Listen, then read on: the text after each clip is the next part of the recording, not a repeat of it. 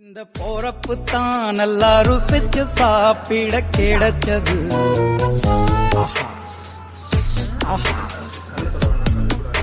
அத நினைச்சுத்தான் மனோ உலகம் முழுவதும் பருக்குது. அட சுட சுட அட சுட சுட அந்த மதுர மல்லிப்பூ இட்லியே மீன குழம்புல